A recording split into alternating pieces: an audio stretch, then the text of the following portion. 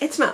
I wanted to check in today about my book acquiring ban. Back in the end of July 2023, I decided to go on a book acquiring ban. I counted my entire TBR and I had over 700 books on my TBR, which seems like way too many. I only read about 13 to 17 books a month on average, and to get through all these books would take a really long time.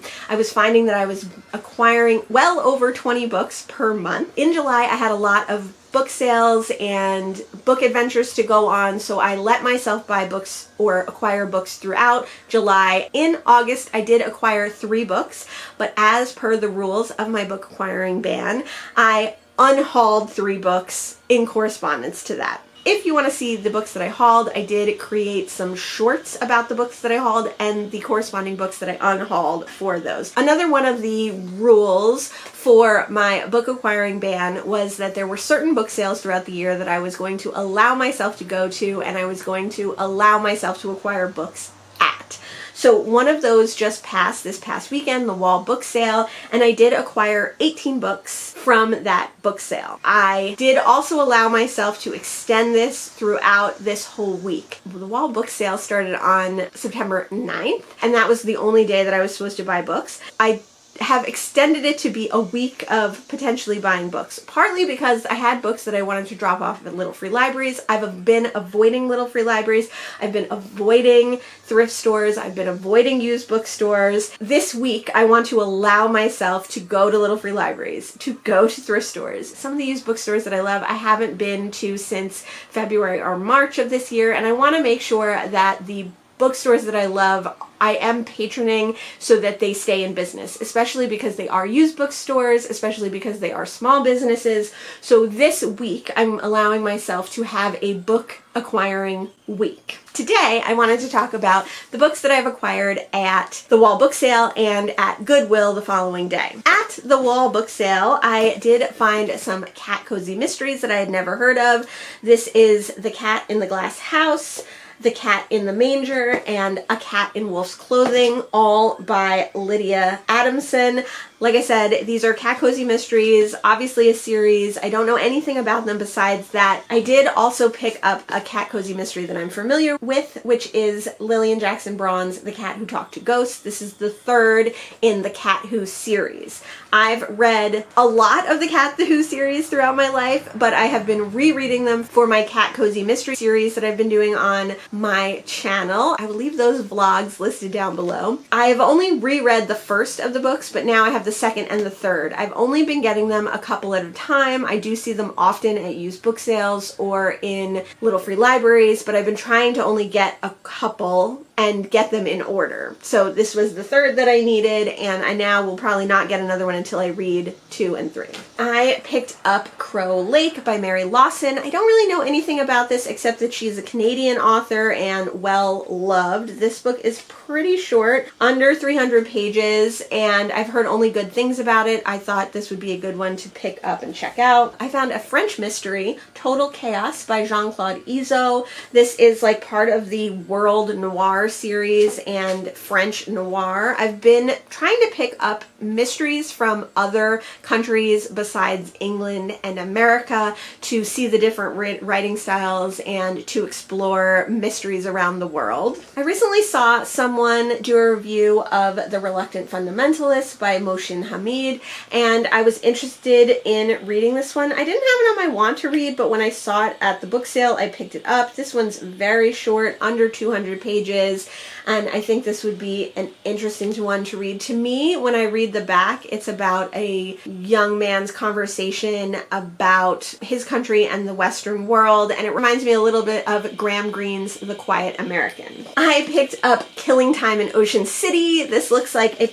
small press or self-published work. It was written in 1998, and it is a mystery that takes place on the Jersey Shore, so I could not resist. Mary by Vladimir Nabokov is the first novel by the author, according to this book. It's a super short, quick little translated work. This book was translated from the Russian by Michael Glenny. I've only read Lolita by Nabokov, but I love that book. I love that book. I do love that book, but it's a terrible book, but it's a great great book, and I've always wanted to read more of his work. This seems like a really good place to start. I also have a memoir by this author. By the way, Total Chaos was translated from the French by Howard Curtis. I've never heard of Kafka Was the Rage, a Greenwich Village memoir by Anatole Broyard, but it's such a short little memoir, and it all takes place in the 1920s in Greenwich Village. I thought this would be a super fun one to read, maybe for Nonfiction November. I picked up A Wreath for Rivera by Ngaio Marsh. I've read one Ngaio Marsh, and I have a couple other of her works. She was a Golden Age mystery writer, a contemporary of Dorothy L. Sayers, Mary Roberts Rinehart, Agatha Christie, and I've read one of her other Inspector Allen books. No, I've read two, I think. Have I read two or one? I think I've only read one of her other Inspector Allen books, but I've picked up a couple more, and I'm interested to read more in this series.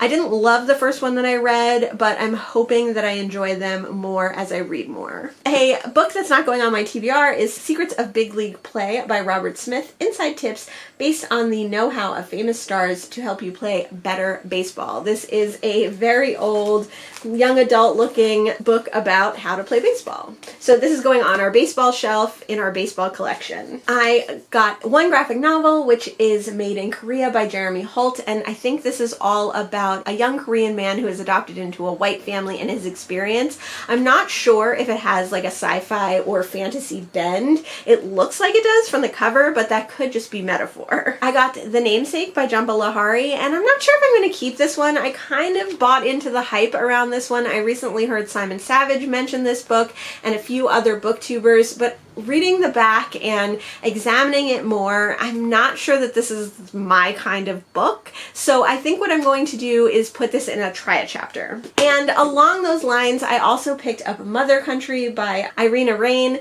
This book is about a Russian woman living in Brooklyn, and so that was interesting themes for me. I think it is written by an author of Russian descent, but it was definitely a cover by. Like, I really just think this is really beautiful, and I was interested in the subject matter. Brooklyn is definitely a buzzword for me. This is another one though that maybe I need to try out because I'm not sure if this is really a me book. Also at the Wall book sale, I found 5 Carat Soul by James McBride. I've been interested to read some James McBride, and also my friend Michael wants to read his books as well, so I'm picking this up. Hopefully I will read it and then Michael will read it and we can discuss. I have no idea what this book is about. It's just the first James McBride book that I've found. Lastly, from the Wall book sale, I picked up John Wyndham's Day of the Trifid. I've been looking for this one forever. John Wyndham is a British sci-fi writer who worked through the early 20th century right up until like the 1960s, and this was on my 21 books I found out about in 2021 that I wanted to read in 2022 list,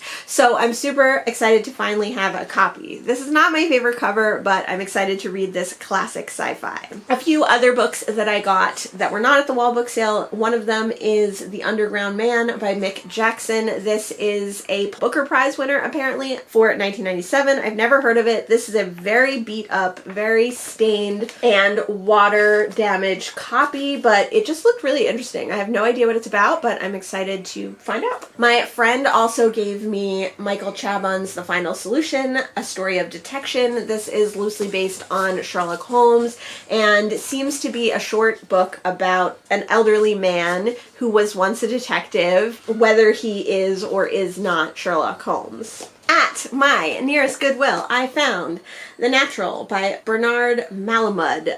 This is a book that is, I think, about baseball scouters, and it was made into a movie with Robert Redford. I've never seen the movie. I don't really know what the book is about. It's not really going on my TBR. My husband wanted to read it, and also I will put it on our baseball shelf. Long Way Down by Jason Reynolds. I've heard only good things about this book. It's a young adult novel told in verse. I've had a lot of good experiences with novels told in verse recently, so I wanted to pick this one up, especially because it's so acclaimed. Apparently it's really hard-hitting because it is about a young man who finds out that his brother was murdered and he goes to seek revenge on the murderer, and this is all about his thought process and the issues that he's thinking about and dealing with on the long way down from his apartment in a housing development to where he's going to go seek retribution for his brother's death. I found another James McBride book, which is The Color of Water, a black man's tribute to his white mother.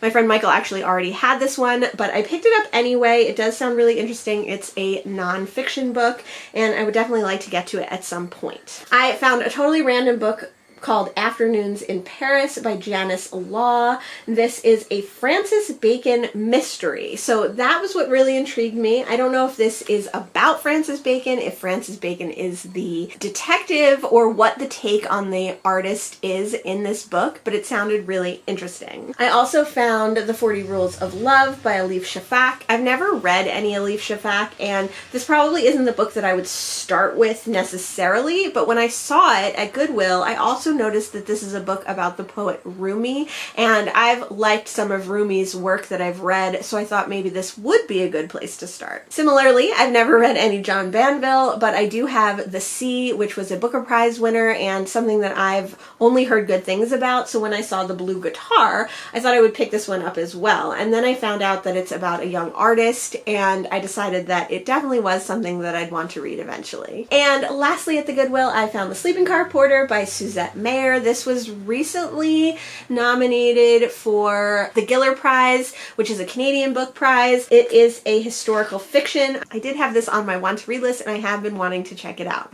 So those are the books that I got at the Wall Library sale and for the rest of the weekend. And I think what I'm going to do is stop the video here, but if I pick up more books this week, I will come back and finish this book haul with you. And then I want to talk about some thoughts about my recently acquired book ban that I have been on. I picked up 3 more books in my free week of books that I could pick up books from Little Free Libraries or book sales or used bookstores. My intention had been to go to the Book Garden, which is one of my all-time favorite used bookstores, which is in New Egypt, New Jersey, but I didn't make it there. They were closed the day that I wanted to go. But I did pick up 3 more books from Little Free Libraries, the first of which was A Monster Calls by Patrick Ness. This is a young adult horror illustrated book, and people really like it. Patrick Ness, I think, is a pretty well-loved sci-fi author, and I've heard that this book is really scary. I feel like a lot of people feel about Coraline the way they feel about this book, where they read it as a young adult or an adult and it really spooked them and they still think about it. I never really had much desire to read this one, but I saw it at a Little Free Library and I didn't realize it was so much text. I thought it was more illustrated, so I was happy to pick it up and I will give it a try. Then in one Little Free Library, I found 2 books. I found The House Across the Lake by Riley Sager. I have not good results with Riley Sager books. I've read 2 of his books and neither of them I thought were that great. I have Survive the Night by Riley Sager, but I'm thinking of unhauling that one because it's one of his least liked books by people who are meh on Riley Sager and by people who love Riley Sager. But The House Across the Lake got really, really mixed reviews, so it was beloved by some and hated by others, and I think if I'm going to read another Riley Sager and see if he's an author that I want to continue picking up, this one is a better option than Survive the Night. And then finally, and most exciting, I found Herland, a lost feminist utopian novel by Charlotte Perkins Gilman. Charlotte Perkins Gilman wrote The Yellow Wallpaper, which is a book about being institutionalized after she had postpartum depression, and it's supposed to be really scary, really creepy, one of the kind of foundational horrors from the US. I've never read it, but I would really like to, so I would also really like to read this. Now, I'm not very much a feminist reader per se, but this just seems super fascinating and I can't wait to try it. And by all accounts, Gilman is a good writer. So those are all the books that I acquired from the Wall Library sale throughout my free week where I could pick up books at leisure. Now I'm going to go back to my book acquiring ban until the second week or the end of the first week of October. So the last book I was able to pick up was on September 18th, and I won't be picking up any more books, going to any used bookstores, or any Little Free Libraries or any book sales until like October 8th, I think, is the next book sale that I'm allowing myself to go to. Obviously, this is all self-imposed. Obviously, this is all silly, and if I want to pick up a book, of course I can. But my rule for picking up books in the interim is that if I pick up a book, I have to unhaul a book. So one in, one out. If I want to bring a book into my library, I have to get rid of a book. I'm trying to identify some of the books and looking a little bit more critically at my book stacks, at my TBR shelf, at everything, to see if there are books that I would like to get rid of or super interested in reading. I have been doing that, and in the future hopefully I will have several books that if I do want to bring in a book, I can get rid of one of the books that I've identified that are not as important for me to read. What is this, a sweatshirt? A shirt? My thoughts on my book acquiring ban so far. I'm glad that I'm doing it. I am very much constantly reminded about how many books I have. The books that I brought in from the Wall Library sale definitely made a big addition to my overall books. I mean, it was only like 18 books or something, but when you've taken a pause of bringing in books and then you bring in 18 books, you realize that that's a lot of books. And I was at the point where I was acquiring books so often, 1, 2, 3 at a time, 20 at a time, 30 at a time, that it didn't feel as obvious that so many books were entering and that it was becoming a problem for space and also for my anxiety. I don't have a lot of anxiety around my books in that I don't feel super anxious that I have a ton of books and when I'll get to them. It's more that I have anxiety that like I really want to get to them and there's so many that I want to read, and I look at my bookshelves and I get so excited, but I can only read 1 book or 2 books at a time. Like I can only read as many books as I read in a month, which is a lot, I think. And I have been doing things to try to be able to even impact that on the books that I have on my shelves, like for instance, reading books on audio that I also have physical copies of. When I first started BookTube, I was really reading the books that I couldn't find on audio or I didn't have on audio, and now I'm really trying to switch that so I'm reading the books on audio that I do have, which is definitely helping get my books down, which is nice. So my anxiety doesn't come from having a lot of books. My anxiety comes from not being able to read as many books as I would like. You know, I can only read as many books as I can read. I can only read as many books as physically possible for me to read. So I think the book acquiring ban is good, and I think that realizing that you're bringing in too many books and slowing that down and thinking more critically about the books that you bring in and maybe thinking about what kind of books you like. Like I'm kind of hoping that this helps me think about books that I like, think about books that I want to read. I like to read a huge variety of books, and even a book that I don't love, I'm happy to read because it teaches me something about my reading, or it teaches me something about the world in some small way, even though the whole book isn't like to my exact taste. I do think that the book acquiring ban does not make me feel great. I like to be able to go to Little Free Libraries. It's part of my content that I make by going to Little Free Libraries. It's part of the things that I enjoy. Like if I know we're going to a certain city or town, I like to visit the Little Free Libraries there. There are certain Little Free Libraries where I know they have really good book selections a lot of time, which I've not visited. I've restricted myself going thrifting because I can't go to a thrift store and just thrift for something else and not look at the books. I've been restricting myself more than just not acquiring books. I've been restricting myself from visiting places that I like to visit and shopping at places that I like to shop and doing things that I like to do that are recreational and relaxing to me. So in that respect, I don't feel great about the book acquiring ban, and I do see it as something that I won't do forever. My great hope now is that this book acquiring ban will help me to hone my book acquiring skills so that I don't just pick up every book willy-nilly that I want to pick up. And now, was that true at the Wall Library sale? No, not really. I haven't learned that skill yet. So I'm definitely going to continue my book acquiring ban. I'm definitely going to continue not going to thrift stores and Little Free Libraries and everything like that for a while because I want to at least get through the end of the year. And I have things to look forward to in that time. time, so I'm not too worried about it. And I think what I'll do for those things that I'm looking forward to is extend them the way I did this week in September. I am planning to go to the V&A sale, which has a ton of books, and I'm planning on getting a ton of books, but what I'll probably do is extend my book acquiring ban for the week after that. After that, I have another book sale that I want to go in December, and I think I'll do the same thing, extend myself from that book sale to a week so that I have a little bit more leeway to acquire books if I want to. And then I think I will reassess in the beginning of the new year and decide if there's something else I can do. Maybe put a bunch of them in my basement box books. I've always wanted to do my basement book box project, which will be like acquiring books. So that might be a good thing to hold me over. And maybe what I can do is plan out the book sales that I want to go to and keep the ban between book sales. There's a lot of possibilities. I haven't come up with the whole idea yet. Let me know if you've ever attempted a book acquiring ban. Let me know how it went for you. Let me know what your weakness for getting books is. I think mine is definitely little free libraries, because if I miss a book sale, I miss it, but like a little free library, I want to visit. Thanks so much for joining me today, and I'll see you in the next one. Bye. Irina. The books that I brought in from the wall library.